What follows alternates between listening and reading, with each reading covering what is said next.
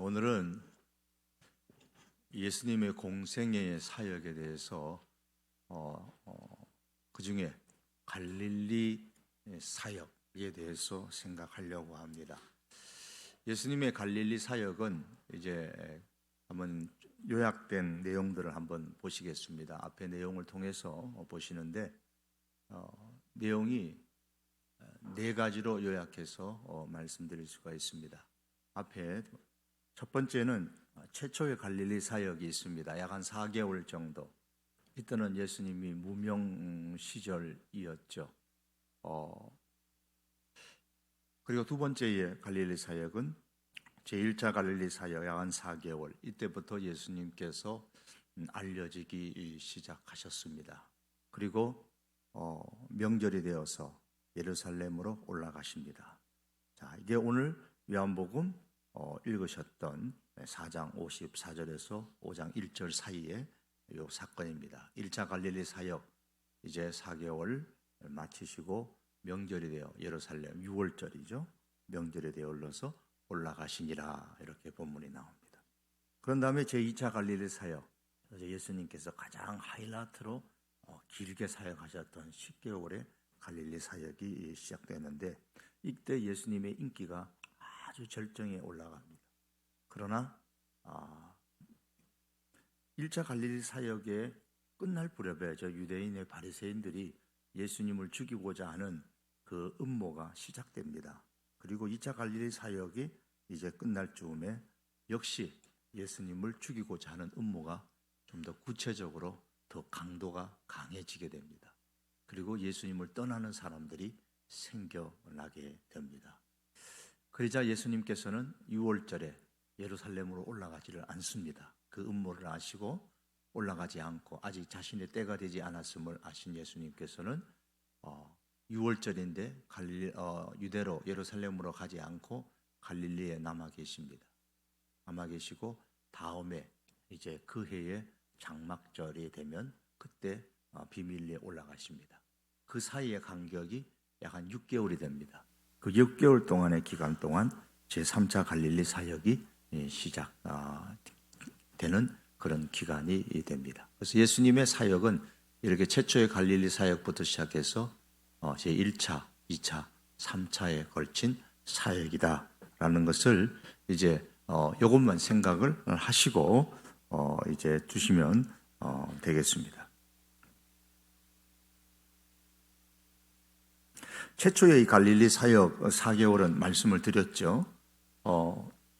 유대 땅에서 5명의 제자를 부르신 예수님께서 이제 갈릴리로 올라가셨는데 거기에서 나사렛에서 들렀다가 가나에 가서 가나 혼인 잔치집에서 물로 포도주를 만들던 그 사건, 그리고 그 다음에 다시 가버나움으로 내려가십니다. 이 가버나움으로 내려가시는 이게 이제 첫 번째 갈릴리 사역. 갈릴리 사역에서 알려진 것이라고는 물로 포도주를 만든 가나에서의 혼인 잔치집에 있었던 그 사건밖에 없습니다. 성경에는 그것만 기록되어져 있죠. 그리고 6월절이 되니까 예수님께서 첫 번째 이제 6월절을 맞이하면서 유대로 내려가십니다. 유대로 내려가셔서 거기에서 몇 가지 사역을 하시죠.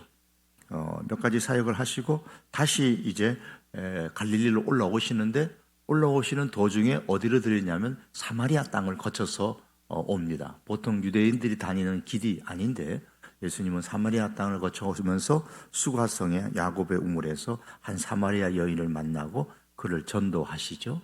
이 사건이 있고 그런 다음 이틀 후에 계속해서 북쪽으로 올라가서 갈릴리로 올라가십니다. 이때부터 이제 제1차 갈릴리 사역 4개월이 시작되어집니다. 이 갈릴리 사역은 첫 번째 예수님께서는 갈릴리 전 지역을 향해서 다니시면서 전도 여행을 다니십니다. 그러며 나사렛을 거치고 또 다시 가나에 가게 되는데 그 가나에서 가버나움에서 온 한 왕의 신하가 요청을 합니다. 와서 좀 고쳐주십시오. 아들을 고쳐주십시오. 그래서 가버나움으로 내려가게 되죠. 갈릴리 전 지역을 다니면서 말씀을 전파하셨는데 특별히 여기서 갈릴리 해변에서 4명의 제자들을 다시 부르시는 그 사건이 일어나고 나사렛으로 가셨는데 그 나사렛에서 예수님을 배척하게 됩니다.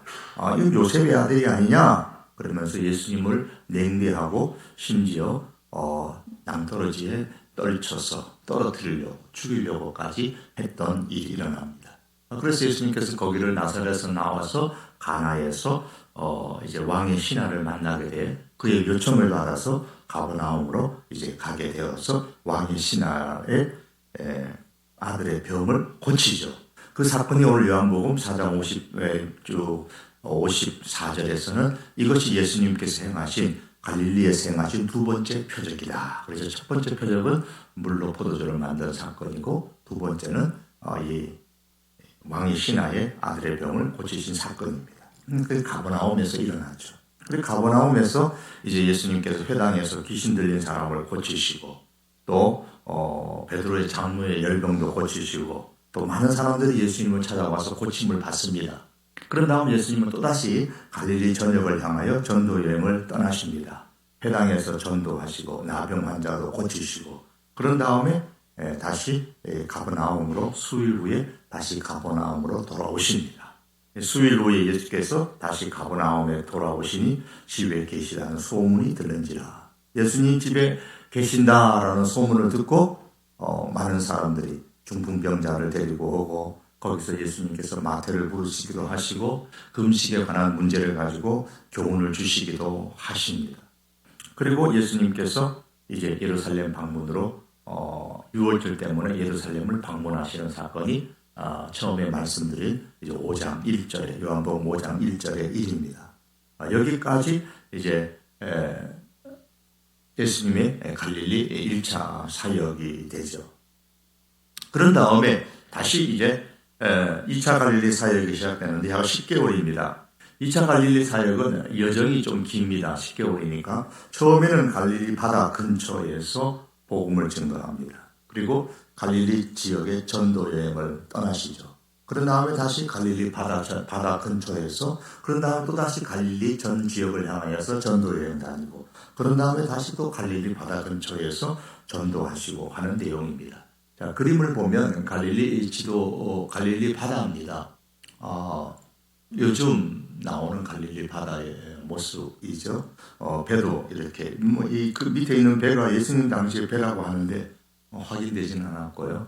제가 갔을 때도 이런 비슷한 배들을 타고 건너갔던 그런 기억이 있습니다. 갈릴리 바다입니다. 이 갈릴리 바다는 이렇게 보시면은 예수님께서 제일 먼저는 갈릴리 바다의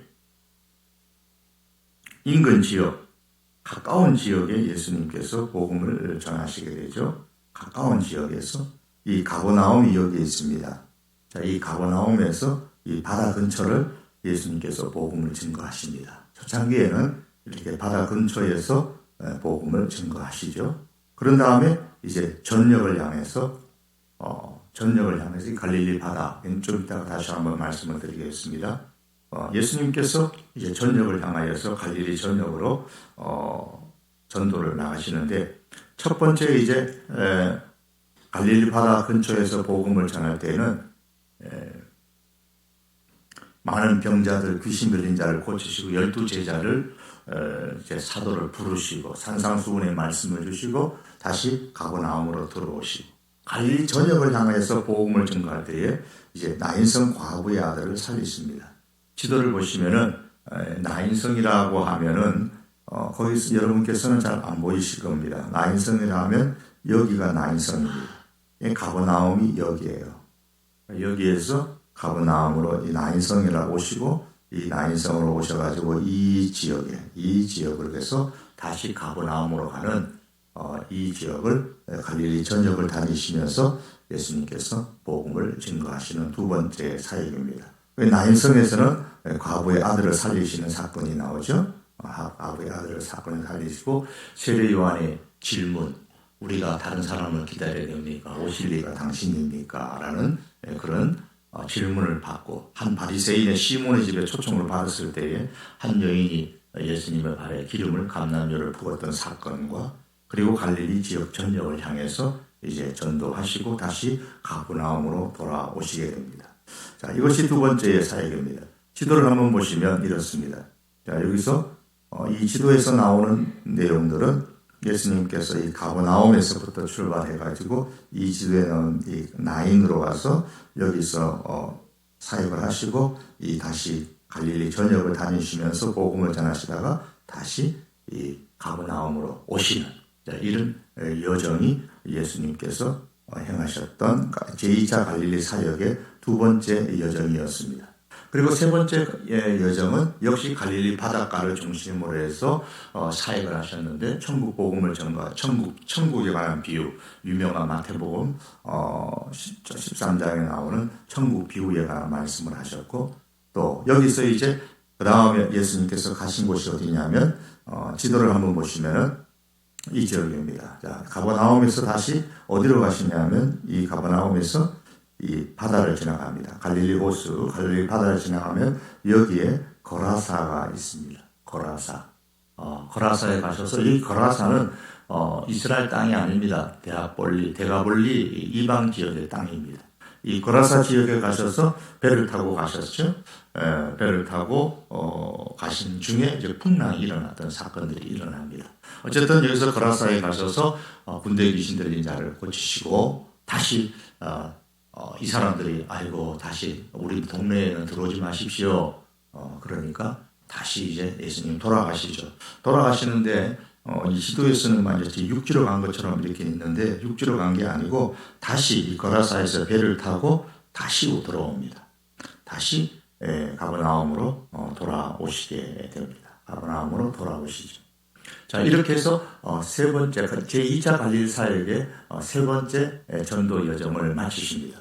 그런 다음에 네 번째 이제 전도 여행은 갈릴리 전역을 향해서 다시 전도하러 나가시는데 나사렛을 이때 다시 한번 마지막으로 방문을 합니다.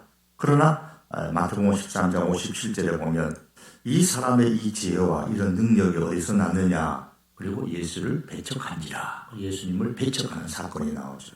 그래서 예수님께서 나사렛을 떠납니다. 나사렛을 떠나고 갈릴리 지역 전도 여행을 계속해서 다닙니다. 마가복음 6장 6절 하반절에 보면 이에 모든 촌에 두루 다니시며 가르치시더라.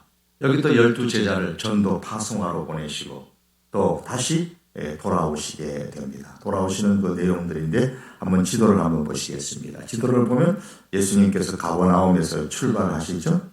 출발하셔서 이제 어디로 가십니까? 이제 나사렛이 여기 있습니다. 여기에 나사렛이 있어요. 잘 안 보이시죠? 검은 걸로 하면 되겠습니다. 여기가 나사렛이 있습니다. 나사렛. 예수님께서 이렇게 세 번째 여정은 이쪽으로 나사렛을 가셨다가 배척을 당하시고 이렇게 돌아오셔서 다시 가버나움으로 돌아오는 이 여정이 제2차 갈릴리 전도 여행의 세 번째 여정이었습니다. 자, 이 가버나움으로 다시 돌아오시고 이제 제2차 갈릴리 전도 여행의 다섯 번째 여정은 이제 갈릴리 바다 근처에서 복음을 증거하는데 이때에 제자들과 함께 어디로 가시냐면 벳세다로 갑니다. 벳세다에서 벳세다 지도를 한번 여러분 보실 필요가 있는데요. 자, 지도를 한번 보십시오. 벳세다 지도는 여기 있습니다. 가버나움 여기 있습니다. 이쪽 구체적으로 하니까요. 가버나움에서 배를 타시고 벳세다가 있습니다. 벳세다 이건 절벽이고서 돌아가셔야 되니까 배를 타시고 이 벳세다 지역으로 가시게 됩니다. 이 벳세다 지역으로 예수님께서 가셔서 유명한 그 벳세다 지역에서 들판에서 뭘 하십니까? 오병이의 사건을 행하시죠. 오병이의 사건을 여기서 행하시게 됩니다. 자, 오병이의 사건을 행한 500명, 5,000명을 먹이신 사건이 나옵니다. 그래서 다시 돌아올 때 제자들을 먼저 돌려보냅니다. 급하게 돌려보냅니다. 왜냐하면 오병이의 사건을 통해서 예수님이 우리에게 먹을 것을 제공해준다. 그래서 빈필한 무리들이 군중들이 예수님을 왕으로 세우려고 하니까 급하게 제자들을 다시 배를 태워가지고 원래 있던 장소로 가버나움으로 돌아가게 만들고 예수님께서는 산에 올라가셔서 기도하시다가 새벽에 물 위로 걸으셔서 가시게 되죠. 제자들이 가는 배에 가시게 됩니다. 이때 베드로가 사람들이 유령인 줄 알고 내다 그럴 때 예수님께서 베드로가 나도 그러면 걸어오게 해주십시오 했던 사건 무리로 걸어가십니다. 그래서 다시 어디로 돌아가냐면 배를 타고 갔던, 다시 지도를 한번 보시면 지도의 내용에 이런 내용이 지도의 내용입니다.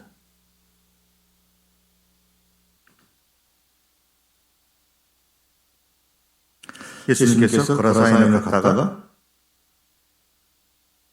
베세다죠. 이 사건이 이 지도가 아니고요. 이 지도입니다. 예.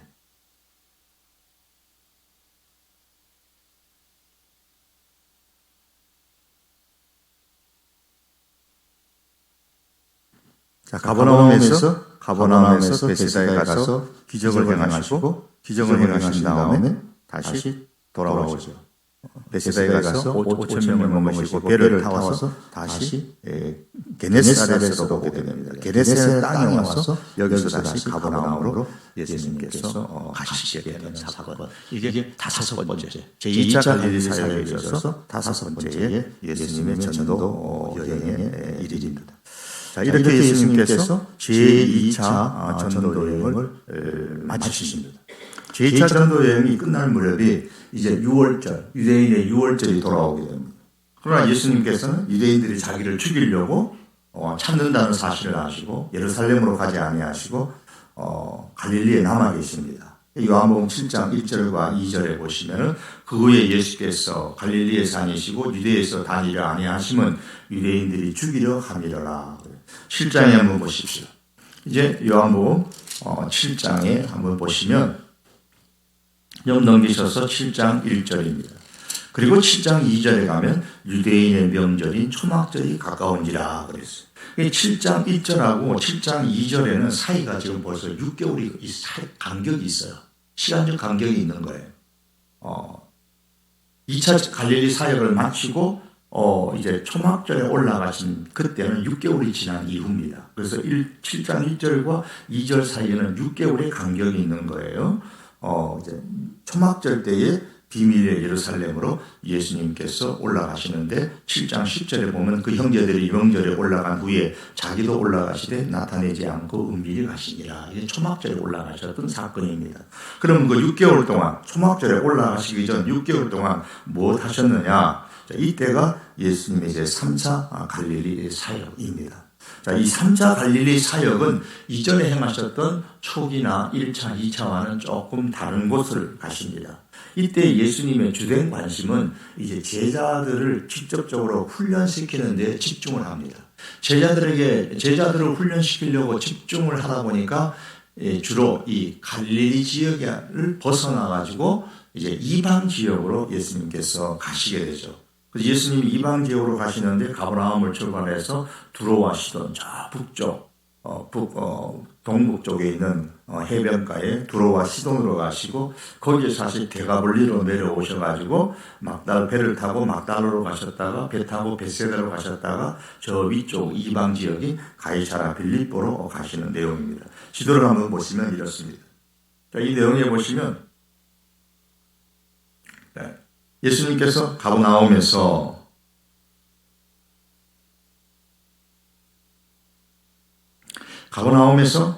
여기 가버나움에서 저 위로 두로와 시돈으로 올라가십니다. 위쪽으로요. 위쪽으로 두로와 시돈으로 올라가신 다음에 이 두로와 시돈에서 다시 밑으로 쭉 내려오십니다. 데가볼리 땅입니다.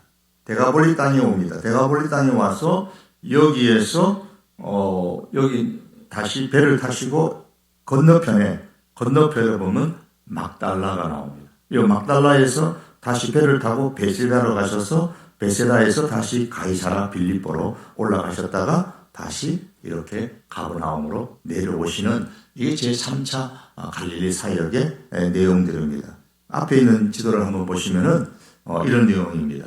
자, 가버나움에서 예수님께서 위쪽으로 올라가셨다고 그랬죠? 위쪽으로 올라가셨다가 다시 데가볼리 땅으로 와서 여기서 배를 타고 마가단이라는 곳, 막달라입니다. 막달라 마리아, 막달라 땅의 출신이 마리아, 막달라 마리아가 있는 마가단 막달라라고 하는데요. 여기에서 다시 배를 타고 베세다라고 가게 됩니다.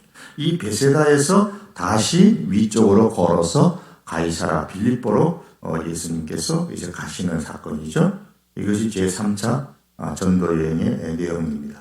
그림을 보시면 여기에서 위쪽으로 올라가시게 되는 사건이 이제 예수님의 제3차 갈릴리 사역입니다. 자, 이렇게 예수님께서 두로와 시돈에 갔을 때는 어떤 일이 있었죠? 두로와 시돈에 갔을 때는 수가성여인,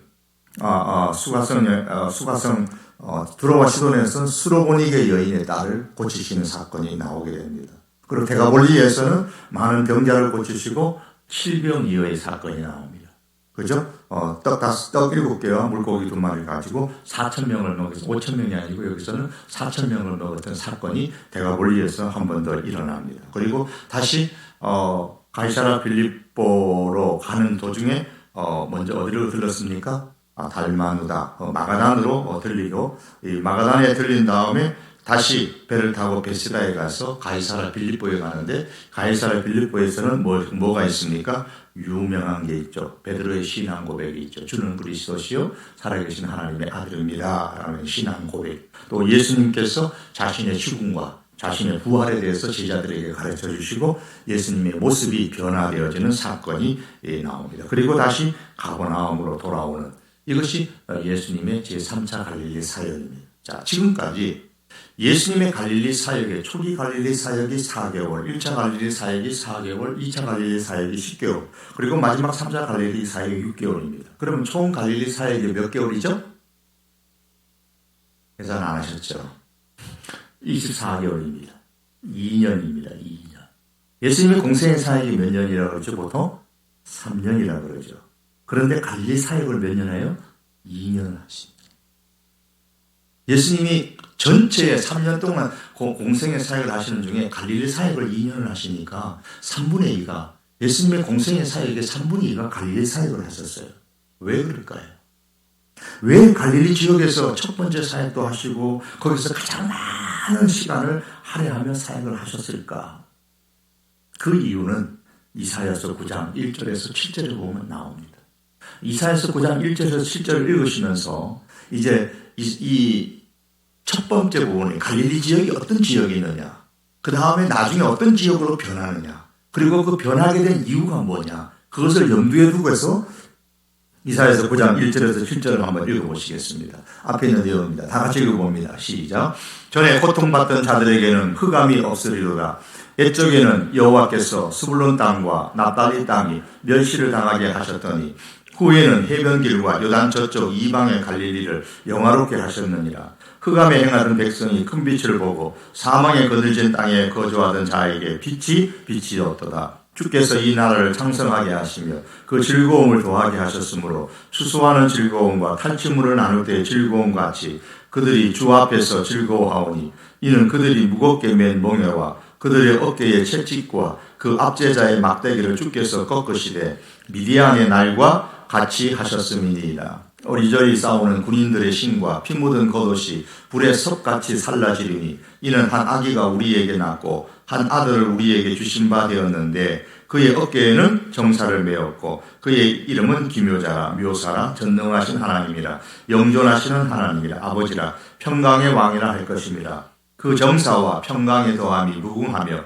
또 다윗의 왕자와 그의 나라에 군림하여 그 나라를 굳게 세우고 지금 이후로 영원히 정의와 그것을 보존하실 것이라 만군의 여호와의 열심히 이를 이루리라. 자, 지도를 한번 보시면요. 이 지도에서 지금 아까 이사야서 말씀에서 이 갈릴리 지역을 일컬어서 뭐라고 하냐면 이 과거의 요수아 시대 구약의 땅을 분배할 때에 이 갈릴리 지역의 위쪽에는 납달리, 가운데는 스불론, 밑에는 이사갈이에요. 그런데 주로 예수님이 사역하던 지역은 이 스불론 땅과 납달리 지역입니다. 이 스불론과 납달리라고 하면 갈릴리 지역을 말하는 거예요. 그래서 이사야서 좀 전에 아까 9장 1절에서부터 읽었을 때 스불론 땅과 납달리 땅이요 그랬습니다. 자, 이 땅이 스불론 땅과 납달리 땅, 이 땅이 이제 갈릴리 땅인데 갈릴리 땅이 어떤 땅이었다고요? 이방의 갈릴리요. 이방의 갈릴리. 유대 땅인데 이스라엘 땅인데 이방의 갈릴리라고 그랬어요. 이방 땅이라고 불렀습니다. 왜냐하면 이 갈릴리 지역은 이방 지역과 인접하고 있었기 때문에 많은 가나안 족속들이 거주하고 살았고 또 이방인의 침략이 잦았던 곳입니다. 이 때문에 이 갈릴리 지방의 사람들은 혼혈족이 많은 거예요. 혼혈족. 유대인들이 볼 때는 별로 깨끗하지 못한 사람들로 취급을 받는 겁니다. 언어도 방언이 많습니다. 수도 예루살렘에서 많이 떨어져 있는 지역이기 때문에 이 로마 시대에는 혁명가들이나 반란자들이 이곳을 근거지로 도망을 가서 활동하는 주 무대가 또 갈릴리 지역이기도 했습니다. 그래서 신약 시대는 유대 사람들이 갈릴리 지역을 저건 이방 땅이다, 우리하고 달라 하고 무시하는 의미에서 이방의 갈릴리라고 불렀던 땅이에요. 그런데 예수님께서 이런 소외된 땅 갈릴리를 말하지 않고 여기에서 오셔가지고 성장하셨죠. 나사렛에서. 그리고 생애 동안 복음 전도의 중심 무대로 삼으시고 여기서 예수님께서 제자를 부르셨습니다. 또한 갈릴리를 뭐라고 불렀냐 하면 흑암의 백성들이라고 불렀어요. 앞서 말씀드렸던 그러한 지형적인 특성과 문화적인 특성이 있다 보니까 영적으로 굉장히 어두운 흑암의 백성들이라 그랬습니다. 그리고 이방인으로 인해서 고통받는 백성, 멸시를, 유대인으로부터 멸시를 당하고 그늘질 땅이고 무거운 멍에와 채찍과 압제자의 막대기로 인해서 고통을 겪는 사람, 흑암의 백성들입니다. 그런데 하나님께서 이곳에 예수 그리스도를 보내주십니다. 하나님의 열심히 이걸 이루겠다 그랬어요. 그 하나님의 열심히 예수 그리스도를 이 땅에 보내셨습니다. 자, 보내신 예수님은 어떤 분이라고요? 어깨에 정사를 메고 기묘자, 상담자여, 묘사여, 놀라운 분이요, 전능하신 하나님, 영존하신 하나님, 평강의 왕이시다. 이런 예수님을 이 땅에 보내셔서 가장 많이 이 땅에서 사역하도록 만드셨습니다. 결국 그래서 그 땅이 어떻게 변하느냐? 이방의 갈릴리, 흑암의 땅, 흑암의 백성이 사는 갈릴리 땅이 어떻게 변하느냐? 이제 빛의 땅이 되었고 멍에와 채찍과 압제자의 막대기가 난무하는 그 지역에 7절에 보면 정의와 공의와 평화가 왔다. 이미 이사야 선지자가 이렇게 예수님의 사역을 바라보면서 예언했던 곳이 여기입니다. 3절에는 슬픔과 고통이 변하여 즐거움이 되고 비난과 조롱의 땅이 영화로운 땅이 된다. 이렇게 이사야 선지자가 예언했습니다. 여러분 이를 보면서 무엇을 느끼십니까? 예수님께서, 하나님께서 어디에 마음을 두셨어요? 바로 사람들이 무시하고 있는 그 이방 땅, 사람들이 무시하고 있는 그 흑암의 백성들 가운데 하나님의 관심이 거기에 계셨고 예수님께서 그곳에서 가장 오래 사역하셨습니다. 그러므로 우리가 낮은 곳에 마음을 두셔야 됩니다. 낮은 곳에. 우리가 우리의 복음이 어디로 흘러나가야 되느냐? 낮은 곳에. 그 영혼이 피폐하고 그 영혼이 메마른 낮은 사람들의 심령 속으로 우리가 복음을 가지고 나가야 됩니다. 자, 예수님의 이 갈릴리 사역의 이 특징, 2년 동안의 갈릴리 사역을 하면서 많은 사람들이 예수님께 나왔죠. 첫 번째 특징이 딱 눈에 보이는 특징이에요. 마가복음서 3장 7절 이하에 보면 예수께서 제자들과 함께 바다로 물러가시니 갈릴리에서 큰 무리가 따르며 갈릴리에서뿐만 아니라 유대와 예루살렘과 이두메와 요단강 건너편과 또 두로와 시돈 근처에서 많은 무리가 그가 하신 큰 일을 듣고 나오는지라. 많은 사람들이 예수님을 따라왔어요. 그래서 마가복음 3장 20절에 보면 집에 들어가시니 무리가 다시 모임으로 식사할 겨를도 없는지라 그랬습니다. 식사할 겨를도 없을 정도로 많은 사람들이 예수님께 몰렸습니다. 그러나 이들이 예수님께 찾아온 이유는 뭡니까? 딱 하나입니다. 자신의 필요를 채우기 위해서입니다. 자기의 필요를 채우기 위해서 예수님께로 왔습니다. 어떤 사람은 병고침을 받기 위해서, 어떤 사람은 경제적인 유익을 얻기 위해서, 어떤 사람은 나라의 독립운동에 예수님을 참여시키기 위해서. 어쨌든 자기의 필요의 목적을 가지고 예수님께 수많은 사람들이 쫓아왔습니다. 그런데 예루살렘 예수님의 갈릴리 사역의 또 다른 특징 하나, 그렇게 많은 사람들이 왔는데 그러나 많은 사람들이 예수님을 떠났습니다. 예수님을 떠났어요. 왜냐하면 예수님으로부터 자신의 필요를 얻기를 기대했지만은 생명의 떡에 관한 말씀을 듣고서 자기들이 기대하는 것과는 이건 아니다 라는 생각에 예수님을 떠났습니다. 요한복음 6장 66절에 보면 그때부터 그의 제자 중에서 많은 사람이 떠나가고 다시 그와 함께 다니지 아니하더라. 많은 사람이 예수님을 떠나가고 다시는 예수님과 함께 하지 않았다 그랬어요. 왜? 자기들의 기대, 자기들의 그 필요를 채워주지 못할 것으로 결론을 내리고 떠난 겁니다. 그때 예수님께서 제자들에게 물으셨죠. 너희도 가려느냐? 이 제자들의 대답은 주여 영생의 말씀이 주께 있사오니 우리가 누구에게로 가오리이까? 우리가 주는 하나님의 거룩하신 자이신 줄 믿고 알았사옵나이다. 자, 이 말씀에 의하면 누가 예수님과 함께 끝까지 함께 할 수 있을까요? 누가 예수님과 끝까지 함께 할 수 있을까요? 자기의 이익을 어떤 것이든 자신의 어떤 필요를 채우기 위해서 예수님께로 온 사람은 언젠가는 다 떠납니다. 언젠가는 다 떠나게 되어 있어요. 그럼 누가 끝까지 남느냐? 자신의 필요를 채우는 목적이 아니라 그것은 부수적인 것이죠. 궁극적으로 우선은 말씀을 붙잡는 사람들이. 영생의 말씀이 여기 있는데 우리가 누구에게로 가겠습니까? 둘째, 예수님을 믿는 자들만이 끝까지 함께 합니다. 주는 하나님의 거룩하신 자이신 줄을 믿고 알았습니다. 그런데 우리가 누구에게로 가겠습니까? 예수님을 믿는 자들만이 끝까지 함께 합니다. 그 예수님이 하나님의 아들이요, 예수님이 구원자요, 예수님이 곧 하나님이신 그분이신 것을 믿는 사람만이 끝까지 남는 겁니다. 그렇다면 여러분, 우리는 어떤 사람들입니까? 이 한국 땅에 정말 수많은 사람들이 예수님을 따라왔습니다. 수많은 사람들이 교회로 밀려왔습니다. 이제 사람들이 교회를 떠나갑니다. 거기에는 교회가 잘못한 것도 분명히 있겠지만은 그러나 또 다른 하나의 중요한 그 원인이 무엇일까요? 자기들이 기대하는 것과는 다르다는 거예요. 내가 기대하는 것과는 달라 떠나갑니다. 끝까지 하나님의 교회에 남을 사람이 누구냐? 주님 오실 때까지 교회를 지키고 주님 오실 때까지 복음을 지키고 주님 곁에 함께 있을 사람이 누구냐? 말씀을 끝까지 붙들고 예수 그리스도를 나의 구원자로 믿는 사람들만이 끝까지 존재하게 될 것입니다. 저와 여러분들이 바로 그와 같은 사람들이 될 수 있기를 바랍니다. 세 번째, 갈릴리 사역 후반부로 갈수록 제자들의 교육에 예수님은 집중하십니다. 특별히 마지막 6개월은 더더욱 그러셨습니다. 예수님을 믿고 영생의 말씀을 붙잡는 것을 소중히 여기는 것은 훈련을 통해서 더욱더 효과적으로 이루어지는 겁니다.